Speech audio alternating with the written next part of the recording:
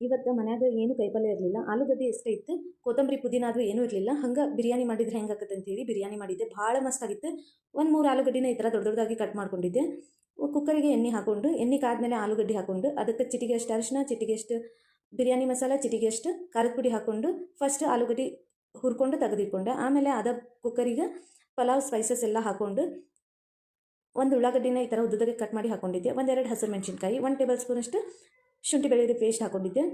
ಶುಂಠಿ ಬೆಳ್ಳುಳ್ಳಿ ಪೇಸ್ಟಿಂದ ಸ್ಮೆಲ್ ಹೋಗೋ ಮಟ್ಟ ಹುರ್ಕೋಬೇಕು. ಆಮೇಲೆ 2 ಟೊಮೆಟೊನ ಸಣ್ಣದಾಗಿ ಕಟ್ ಮಾಡಿ ಹಾಕ್ಕೊಂಡಿದ್ದೆ. ನಿಮಗೆ ಬೇಕಂದ್ರೆ ಮಿಕ್ಸಿಗೆ ಹಾಕ್ಕೊಂಡು ಹಾಕೋರಿ.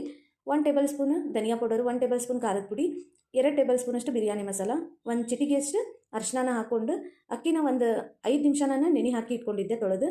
ಅಕ್ಕಿ ಹಾಕ್ಕೊಂಡು ನೀರು ಎಷ್ಟು ಬೇಕಷ್ಟು ನೋಡ್ಕೊಂಡು ಹಾಕ್ಕೊಂಡು ರುಚಿಗೆ ತಕ್ಕಷ್ಟು ಉಪ್ಪನ್ನು ಹಾಕಿ ಸ್ವಲ್ಪ ಕುದಿಬೇಕಿದ್ದು. ಕುದ್ಮೇಲೆ ನಾವು ಆಲೂಗಡ್ಡೆ ಹಾಕಿ ಒಂದು